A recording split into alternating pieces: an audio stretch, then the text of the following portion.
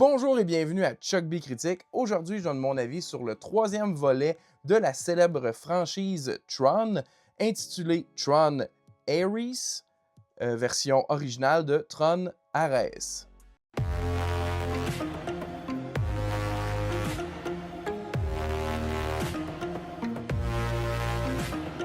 Scénarisé par Jesse Wiguto et David DiGilio, pas facile à dire. Et c'est réalisé par Joachim Röning, c'est aussi pas facile à dire. Et ça met en vedette Jared Leto, facile à dire mais on n'a pas envie de le dire, Evan Peters, Greta Lee, Jodie Turner-Smith, Gillian Anderson et bien sûr Jeff Bridges qui revient. Ça raconte l'histoire des deux compagnies de technologie qui proviennent de la franchise originale et de sa suite, c'est-à-dire Encom et Dillinger, qui se vouent une lutte à essayer de sortir une technologie avant l'autre où ils peuvent matérialiser des éléments de l'univers virtuel dans notre monde réel. Par contre, ils se livrent une course afin d'essayer de trouver le code source pour rendre tous les éléments virtuels dans le monde réel permanents parce que l'enjeu est qu'ils peuvent seulement être présents dans notre monde durant 29 minutes. Et donc, s'ensuit des poursuites en light cycle, des combats dans notre monde réel avec des véhicules du monde virtuel. Et au travers de tout ça, il y a aussi un programme d'intelligence artificielle qui commence à prendre conscience et ressentir des vrais sentiments. C'est pas tant pour cette histoire-là qu'on va voir le film, c'est pour les éléments visuels. En tout cas, pour ma part, c'était beaucoup ça. D'emblée, je dois juste le nommer, je suis un très gros fan de la série. En fait, le film original, correct. Je le respecte pour ce que c'est. Je l'ai vu une seule fois, puis il était un peu lent à mon goût dans le rythme, mais le jeu vidéo que ça l'a créé, puis tout cet univers-là, puis le fait qu'ils ont amené une nouvelle utilisation de technologie, ben j'apprécie. Par contre, gros fan de sa suite, Tron Legacy, que j'avais capoté à l'époque et que j'aime encore et que j'ai revu avant de voir celui-là, puis je trouve qu'il tient la route. Je suis vraiment fan fini, au point où j'ai des figurines de la franchise. J'en ai plusieurs, je ne les montrerai pas toutes. Mais des figurines de la franchise, des mini-jouets Light Cycle, des gros jouets Light Cycle. Je me suis même procuré la trame sonore de Daft Punk qui est en vinyle. Là. Vraiment, je suis pas capable de la sortir, mais magnifique, autant à écouter qu'à regarder le visuel. Je veux dire, regardez-moi ça, avec les mecs à l'intérieur en plus. Bref, le but est pas juste de montrer mes trucs que j'ai, c'est surtout pour démontrer à quel point je suis un gros fan de cette série-là. Et je m'attendais jamais à avoir une suite à ça parce que ça n'avait pas été un succès box-office. Et pourtant, 15 ans plus tard, on a eu droit à cette suite et j'étais tellement content de ça. Est-ce que mes attentes ont été remplies autant que j'aurais pu l'espérer? Ben, je dirais que oui.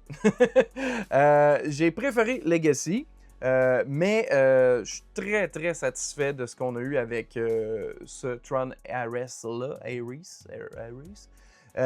En fait, je dois le mentionner aussi, j'ai eu l'occasion d'aller le voir avec un ami dans un cinéma à Québec qui le présentait en version originale, en 3D et en D-Box, où les sièges ils bougent et ils vibrent durant le film.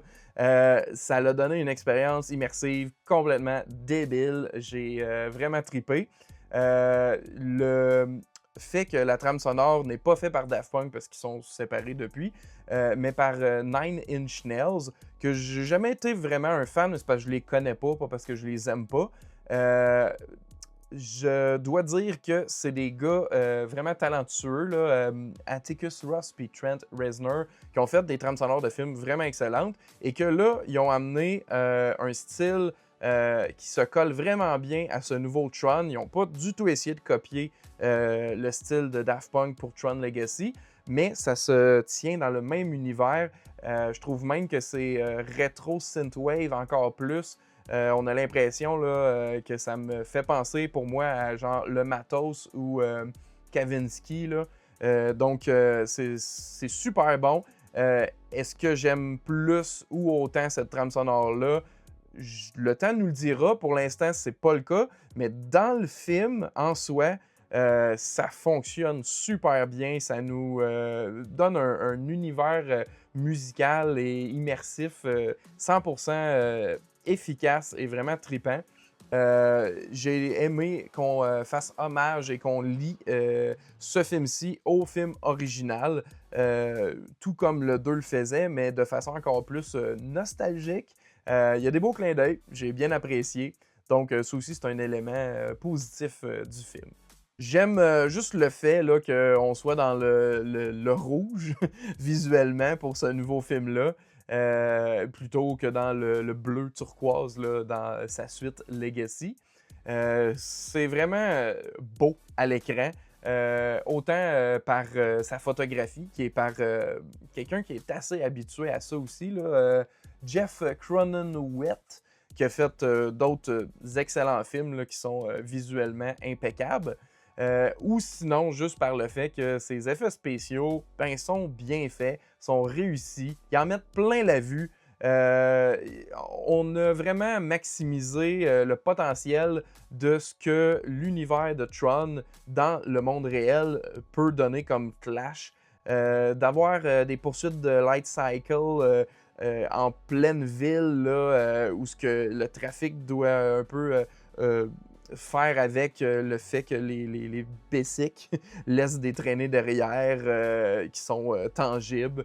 D'avoir des combats entre des véhicules aériens et des jets, d'avoir plein d'éléments comme ça qui viennent rentrer en collision avec notre monde réel.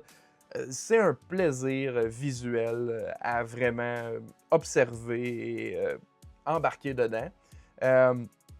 Niveau histoire, est-ce que c'est épatant? Est-ce que ça réinvente? Pas vraiment. C'est quand même intéressant, mais classique.